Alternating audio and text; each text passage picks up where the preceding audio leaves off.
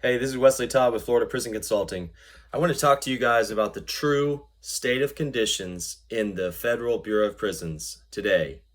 Everybody thinks it's club fed. There's rumors about the feds being so awesome, about there being so nice, about there being, sports, tennis, golf, all these things.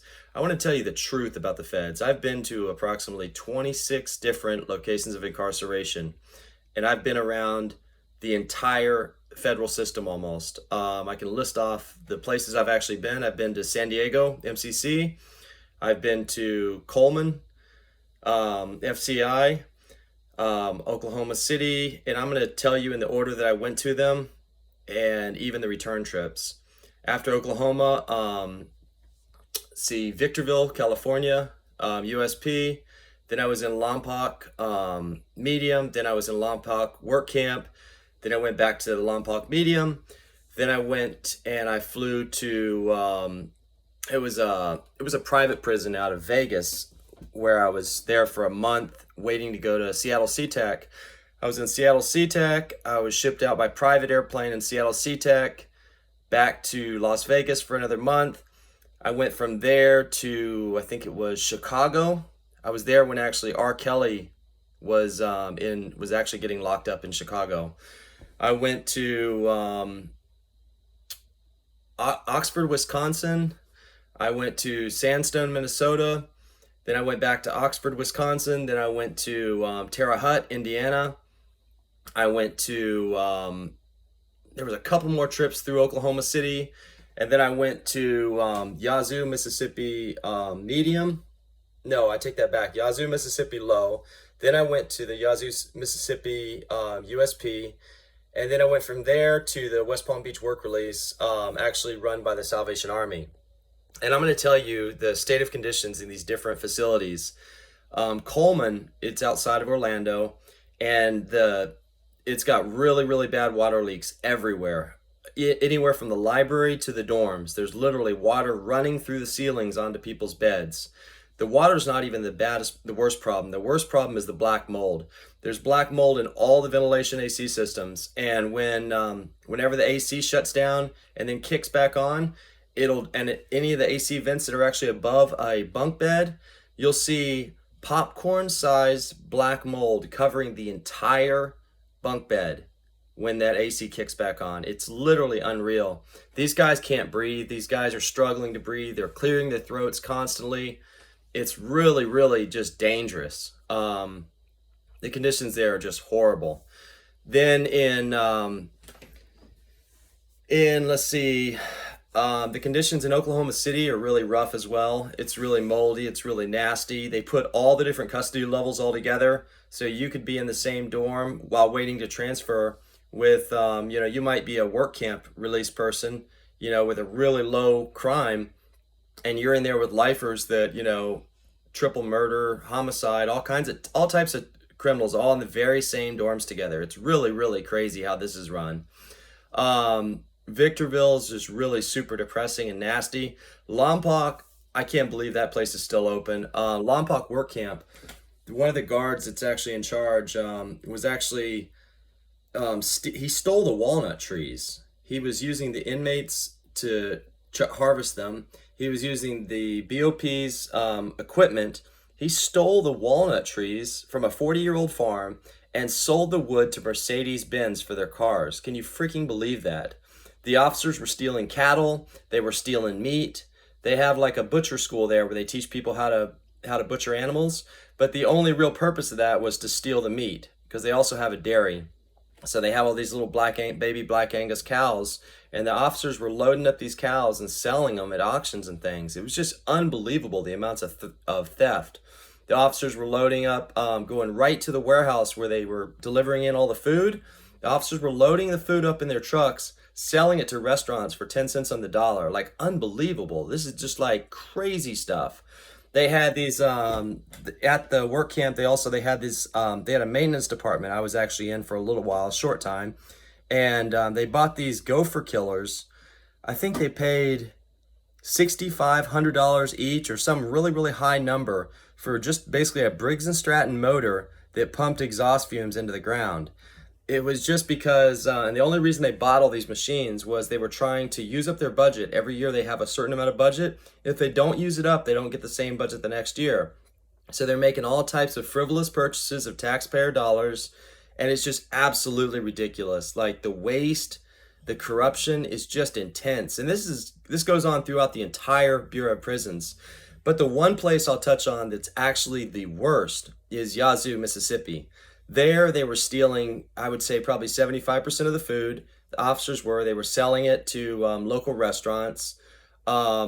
Every type of corruption you could imagine. The guards smuggling in cell phones, selling them for $5,000 to $10,000 each, smuggling in drugs. There's more drugs in Yazoo, Mississippi than there are on the street, I guarantee you. I saw guys actually checking into solitary confinement just trying to get off drugs before they were released because there was so much drugs in this institution. Just unbelievable. You walk through a dorm and like there'll be people overdosed laying everywhere. The guards will actually step over people while they're doing count because the guys are overdosed on the floor. There's guys, their cell phones are ringing during count. Sex offenders using cell phones. Contacting victims. I actually know that this was happening. There was actually sex offenders contacting their victims on these cell phones, and they did absolutely nothing about it. They were just completely complicit because they were smuggling these cell phones in. PPP fraud? Wow.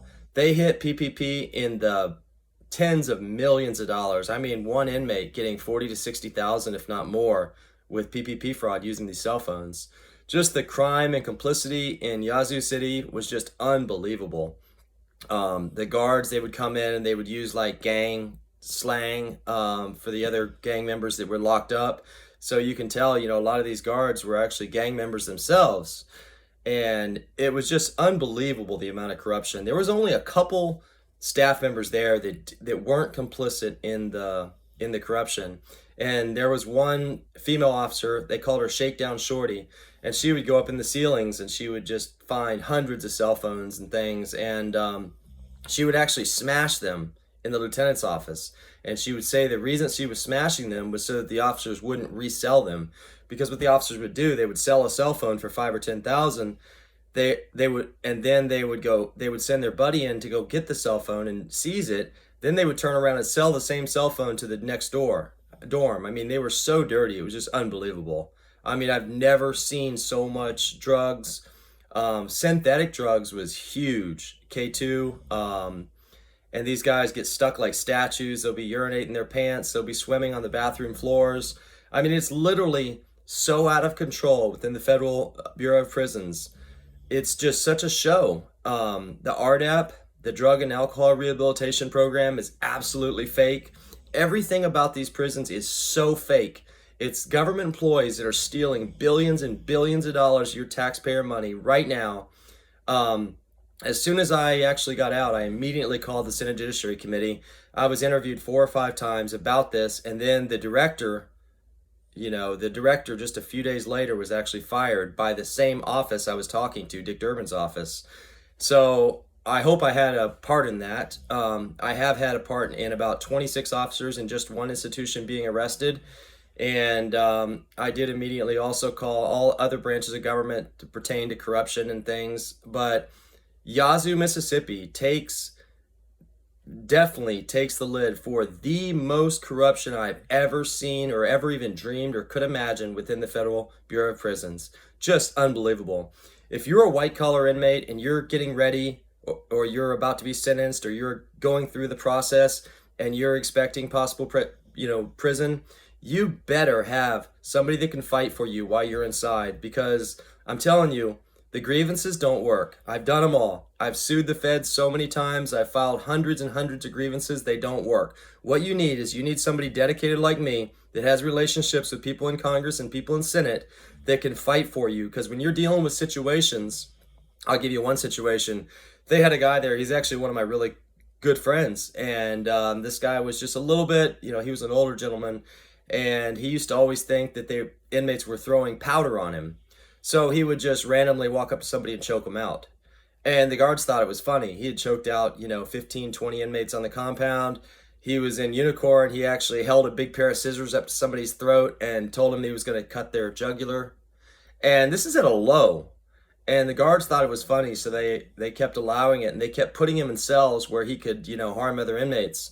So if you've got a situation like this, if you're getting ready to go into prison, you could easily be in a situation like this with somebody like this living in your cell, and there's nothing you can do about it unless you have somebody like me who's able to call Congress and call Senate and get investigations started on the prison. That is the only hope you have. Because I promise you, when you're in that situation, you're going to be desperate. You're not going to know what to do. It's some of the scariest moments of your life. I've got some stories that you would not even imagine, the things I've survived in prison, and the corruption of the guards, and them putting people on you to try to get even with you. It's just horrendous. The Federal Bureau of Prisons is probably worse in America than most other countries, but it's a big, huge secret. Nobody knows about it.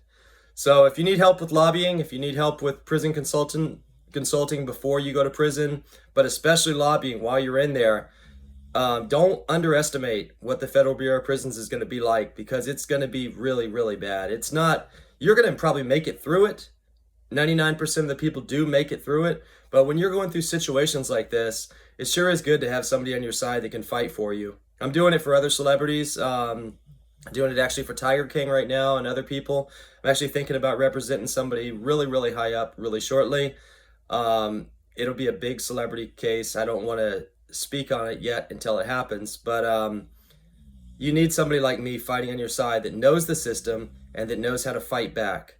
All right, this is Wesley Todd with Florida Prison Consulting. My website is www.floridaprisonconsulting.com, and shoot me a message if you got any questions. I'll be happy to answer them. 601-965-2381. God bless.